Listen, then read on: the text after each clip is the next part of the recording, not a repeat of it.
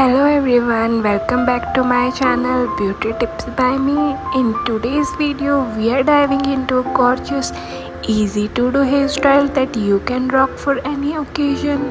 Whether it's a casual day out or a night with friends, let us know in the comments if you are loving this transformation and hit the like button if you want more.